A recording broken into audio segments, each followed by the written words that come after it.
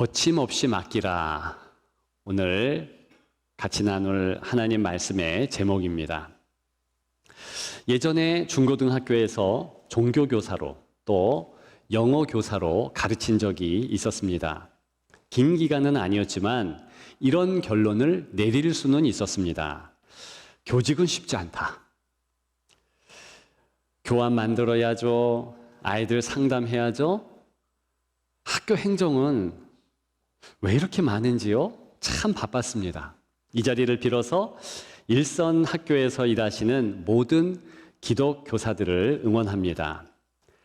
오늘 본문 31절 사도 바울은 담대하게 거침없이 가르쳤다 했습니다.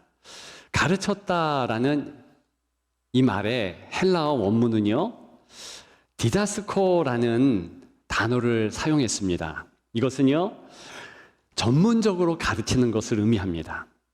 즉, 학교의 교사급으로 가르쳤다는 뜻입니다.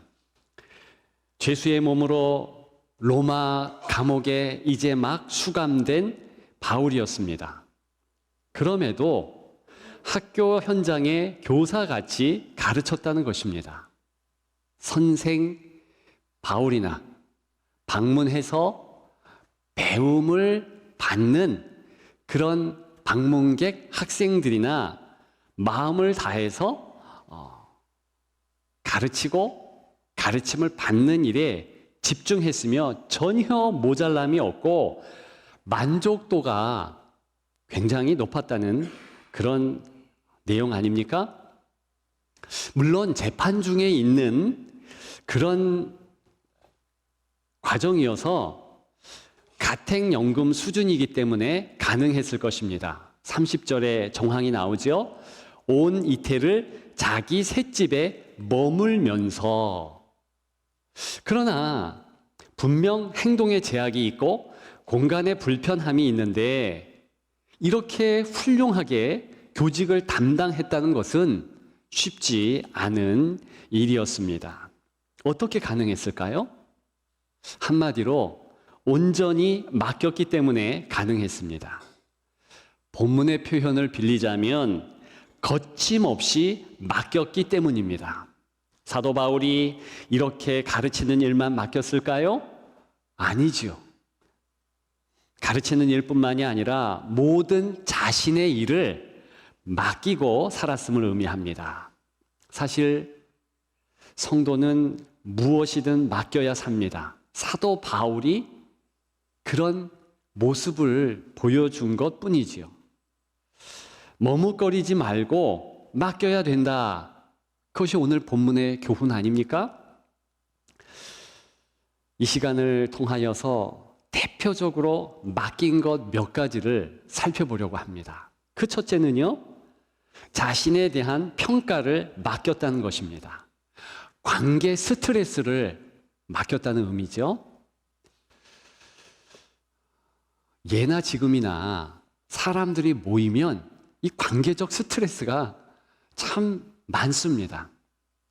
학교 현장을 보십시오.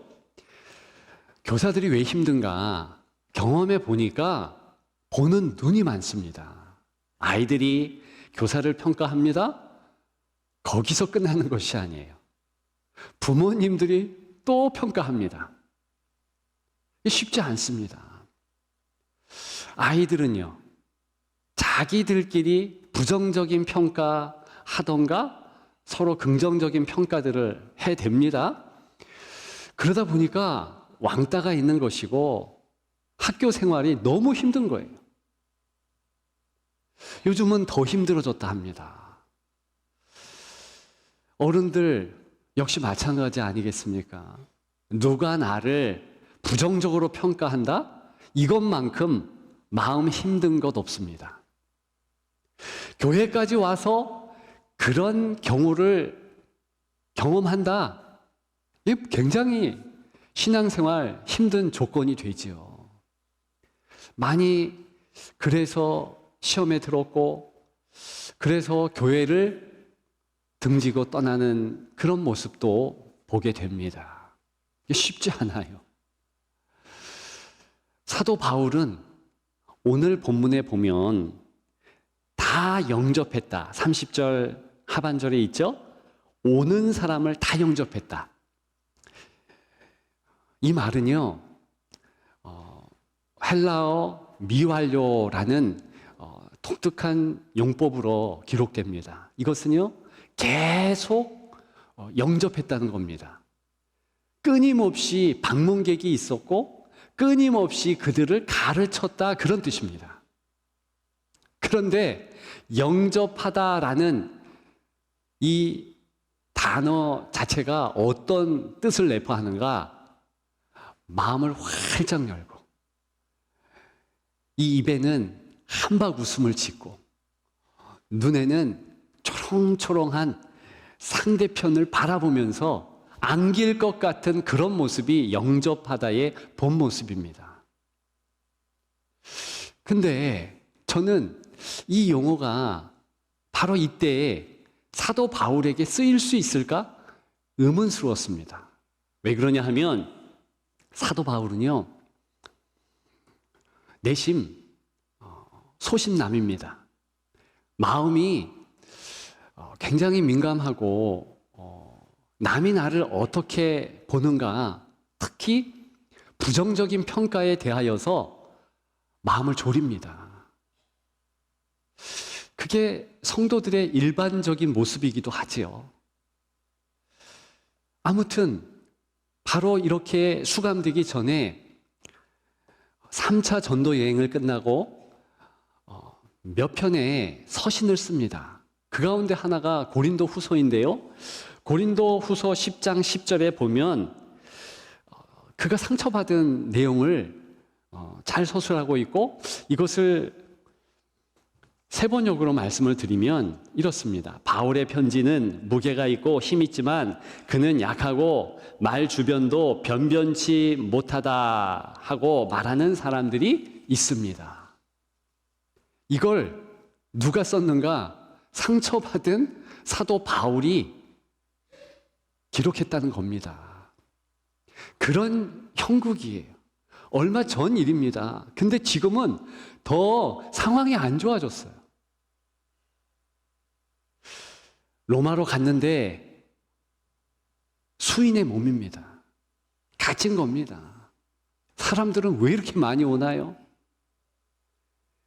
그런 갇힌 것 자체도 괴로운데 그들의 평가, 때로는 좋겠지만 수군수군 할 수도 있잖아요. 근데 오늘 본문에 사실 담대하고 거침없이 가르치더라, 여기에는 기쁨이 배겨 있는 거고요, 만족도 말씀드렸듯이 최상급을 의미하는 겁니다.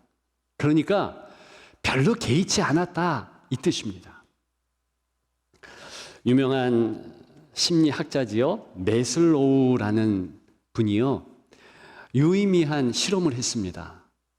그리고 결론 냈어요. 인간에게는 여러 가지 욕구, 낮은 단계부터 높은 단계까지 있는데 그 가운데 인정 욕구가 참 중요하다 그랬습니다. 가장 높은 단계가 인정받고자 하는 욕구이다. 생리적인 욕구, 배고픈 거, 그게 가장 밑바닥의 욕구고요. 그 다음에 안정의 욕구, 소속과 애정의 욕구, 그 다음이 인정 욕구인 거예요. 내가 만나는 사람들에게서 좋은 판단을 받고 싶고 박수 받고 싶다. 이것이 사람의 마음이라는 겁니다. 애들만이 아니고 어른들도 그렇고 교회에 다니며 하나님을 믿는 이들조차도 그렇다는 거예요. 그런데 이 사도 바울이 그런 남들의 평가에 대해서 적어도 오늘 본문 이 상황만큼은 늠름하고요, 신경 안 쓴다는 겁니다. 왜 이렇게 변할 수 있었을까요? 그것은 이 즈음에 강력한 하나님의 은혜를 받았기 때문에 그렇습니다. 주께서 두려워하지 말라, 내가 함께한다. 이런 정황이요, 유라굴로 광풍을 맞이하면서 그러면서 이렇게 로마로 호송되어 오면서 너무 많이 느낀 거예요. 지금도 힘드니까 더 강력하게 주께서 말씀해 주는 것을 느끼고 있는 겁니다. 그리고요, 이제는 주님의 평가가 최고 중요하다라는 것을 알게 됩니다. 혹시 모를 수도 있지 않을까? 아니, 생각도 못했는데 주 예수 그리스도께서 너의 모든 눈물, 모든 탄식, 모든 수고를 안다 말씀하셨거든요. 그래서 이렇게 감옥에 있을 때 옥중서신을 씁니다. 4편이에요. 빌립보서, 빌레몬서, 에베소서, 그런 서신들을 쓰는데 공통된 주제가 무엇인가? 하나님 앞에서 행복감이에요. 엄청 좋다는 겁니다. 왜요? 착하고 충성된 종아, 내가 너를 안다. 이런 평가가 자신에게 있다는 것. 그리고 먼저 영접하다라는 이 말에서 그리스도께서 자신을 어떻게 영접했는지 알기 때문에 그렇습니다. 본인은 처음부터 부족했잖아요. 지독한 예수 믿는 자를 핍박하는 자였습니다. 다메섹 도상에서도 예수 믿는 자를 핍박하기 위해서 갔잖아요. 그런데 그런 부족한 자를 예수 그리스도께서 영접해 주셨습니다. 그리고 진짜 사도가 되게 하셨어요. 눈물 흘린 거 다 하시고 수고한 거 다 하시고, 그게 주님이시고, 주님이 요한계시록에 보니까 모든 눈물을 닦아주신대요. 여러 번 말씀드렸죠? 그때 모든 눈물은 눈물 한 방울 한 방울 네가 흘린 거 다 신원한다, 그런 뜻입니다. 두 번째로 불안과 두려움을 맡겼다는 것입니다. 이건 감정적인 맡김이죠. 특히 부정적인 감정을 맡길 이유가 있습니다. 놀랍게도 성도들도 환경이 좋지 않으면 불안감이 엄습한다. 이게 성경을 본 결론 아닙니까? 요즘에 새벽 기도 때에 예레미야서를 봅니다. 그런데 하나님의 선지자, 항상 주께서 말씀하시고 직접 들은 그 예레미야조차도 낙심하더라고요. 무엇보다도 상황이 안 좋으니까 두려워하더라고요. 왕이 두려워하는 것은 이해됩니다. 어제 또 그제 본문이 37, 38 이 본문이었거든요. 근데 예레미야 39장에서 드디어 완전 예루살렘 성이 멸망합니다. 그리고 바벨론이란 그 강력한 군대가 예루살렘을 꽁꽁 포위한 거예요. 누가 두려워하지 않을 수 있습니까? 왕도요, 권력이 있지만 두려워합니다. 어떻게 할지 전전긍긍합니다. 그런데 예레미야는 좀 나아야 되잖아요. 그런데 예레미야도 죽을 것을 염려하고요, 왕에게 그런 부탁도 하더라고요. 나를 죽이지 마소서. 자, 그런데 중요한 것은 바로 두려운 것은 똑같았는데 계속된 반응은 틀리더라. 이 시드기야, 이 왕은요, 두려우니까 그것을 은폐합니다. 그리고 하나님 앞에 나아가는 것이 아니라 꽁무니를 빼는 거예요. 자기 생각에 이렇게 하면 되겠다, 이 두려움을 없애려면 이런 군대, 큰 나라 애굽을 의지하면 되겠다, 내 신하들을 내 주변에 포진시키면 되겠다, 이런 방법을 찾더라고요. 아쉽지만 아니올시다입니다. 예레미야는요, 어떻게 합니까? 두려울 때 그 두려움을 인정합니다. 그 두려움 때문에 더 주님 앞에 나아가는 거예요. 이 모습이 귀하지 않습니까? 오늘 본문에 사도 바울조차도 이 모습을 보이는 거예요. 지금 사도 바울이요, 자칫 잘못하면 이렇게 두려움에 사로잡히면서 잘못하면 분노하고 그리고 스스로 무너질 수 있는 어려움도 있을 수 있어요. 금방 말씀드렸던 예레미야 시대의 시드기야 왕이 꼭 그랬거든요. 이 분노감 때문에 스스로 무너진 겁니다. 근데요, 오늘 본문의 이 사도 바울은 당당합니다. 굳굳합니다. 다시 한번 말씀드리지만 어떻게 이것이 가능하겠습니까? 하나님 앞에 내어 놓았으니까. 전능자의 그늘은요, 이런 두려움이나 불안이나 부정적 감정을 다 담아낼 수 있습니다. 그리고 그것을 다 조절할 수 있는 거예요. 우리가 그분 그늘에서 쉬어야지요. 어떤 감정이 되었던 그 감정을 그냥 놔두지 마십시다. 가장 잘한 인물이 시편을 쓴 다윗 아닙니까? 그는 슬플 때도 그 슬픔을 가지고 하나님 앞에 나왔습니다. 절망하고 수치, 죄를 지어서 자신이 부끄러울 때도 하나님 앞에 그거 가지고 나왔잖아요. 주여 어찌합니까? 남을 향한 원망감으로 가득할 때 그때도 또 주님 앞에 나왔습니다. 그러면 되는 거예요. 그러면 승리하는 겁니다.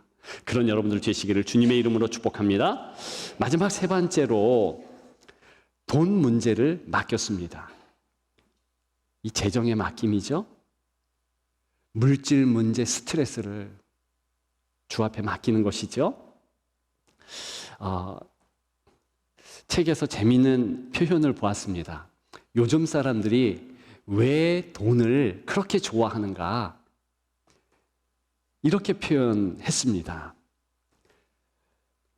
원하는 것을 원할 때, 원하는 사람과 원하는 만큼 오랫동안 할 수 있게 하는 것이 돈의 능력이기 때문이다. 이해되십니까? 저는 이 문장을 한 번 읽고 이해할 수 없어서 여러 번 읽어봤어요. 아, 그렇구나. 다시 한번. 원하는 것을 원할 때 원하는 사람과 원하는 만큼 오랫동안 할 수 있게 하는 것이 돈의 능력이기 때문이다. 그리고 그 돈의 능력은 바로 행복의 기초다. 이게 현대 문학과 현대 철학의 최종 결론입니다. 그래서 자본도 중요한 거고 물질도 중요한 거고 그렇게 사람들이 이구동성으로 말하고 믿고 있다는 겁니다. 자, 그렇다면 적어도 오늘 본문의 사도 바울은 불행하다라고 결론 맺어야 됩니다. 왜요? 지금 영치금으로 존재하잖아요. 영치금으로 살잖아요. 다른 일을 하고 있습니까? 아니에요. 30절에 보면 바울이 온 이태를 자기 셋집에 머물면서, 자기 셋집이래요. 이것은 렌트한 겁니다. 본인 돈을 내고 빌린 거예요. 그리고 거기를 학교처럼 그렇게 가르치는 장소, 교실로 만든 겁니다. 비록 마음대로 나갈 수도 없고 그렇게 마음대로 자유롭게는 못하지만 그렇게 만들었다는 거예요. 돈이 들까요? 안 들까요? 돈이 듭니다. 과거 이분은 텐트 메이커였어요. 장막 만드는 기술자였어요. 근데 지금은 말씀드렸잖아요. 디다스코, 가르치는 일에 전념했다고. 다른 일은 하나도 안 했다는 뜻입니다. 그럼 돈이 어디서 났을까요?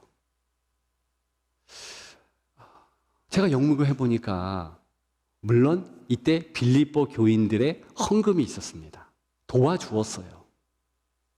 근데 그 영치금은 얼마 되지 않았습니다. 그냥 살아갔다는 거예요. 다시 한번 말씀드립니다. 이런 상황에 이 사도 바울은요, 나 하나님 앞에서 너무 행복해. 그의 내편의 이 즈음의 서신서, 문서 기록에는요, 그것이 보편적이고 일관적인 주제였다니까요. 그러면 어떻게 이게 가능해요? 돈 없는데? 그러면 우리는 다른 가정을 이제 가져야 되는 겁니다. 아, 돈 없어도 행복할 수 있구나. 여러분 담대하게 외치셔도 됩니다. 돈이 중요한 거 맞죠. 그런데 돈이 없어도 행복할 수 있다. 예, 정말 그렇습니다. 돈의 가치보다 우선시 되는 그 가치는 믿음의 가치죠. 믿음이 있으면 하나님이 함께 하시는 것을 알면 넉넉히 이기는 거예요. 넉넉히 승리하는 겁니다. 작사가 에드가 스티츠 목사님에게 중년 여인이 찾아온 겁니다.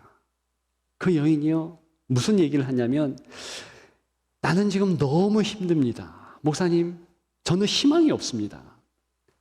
육체적인 질환으로 인해서, 정신적인 좌절감, 가족 아무도 없는 이런 현실, 그것 때문에 무너지고 있습니다. 하나님의 말씀도 들려오지 않고 난 너무 힘듭니다. 그때 그 목사님이 물었습니다. 당신이 하나님의 손안에 있음을 믿습니까? 아니요, 믿어지지 않아요. 그 이야기를 듣고 이 목사님이 즉석에서 바로 이 찬송가 543장을 작시한 거예요. 주면서 매일 한번 읽고 또 읽고 암송하고 그렇게 한번 해보십시오. 내가 당신에게 주는 영적 의사로서의 처방전입니다. 이분이요, 어려운 일 당할 때 나의 믿음 처구나 의지하는 내 주를 더욱 의지합니다. 세월 지나갈수록 의지할 것뿐이네. 무슨 일을 만나도 예수 의지합니다. 근데 사실은 영어 가사는요, 이거예요. 내용이 내가 어제보다 오늘 주님을 조금 더 많이 의지하고 맡깁니다. 오늘 말씀의 제목으로 하자면 거침없이 맡깁니다. 더 맡깁니다. 이런 거예요. 얼마 지나지 않아서 이 여인이 기쁨에 넘쳐서 찾아왔습니다. 이 찬송 시가 나를 살렸습니다. 내가 정말 이 고백을 하면서 가만히 생각해 보니까, 아니, 내가 이렇게 나이 들면서 점점 더 하나님 의지하는 것이 당연하고 맡기는 것이 당연한 성도의 정황임을 깨닫게 되었습니다.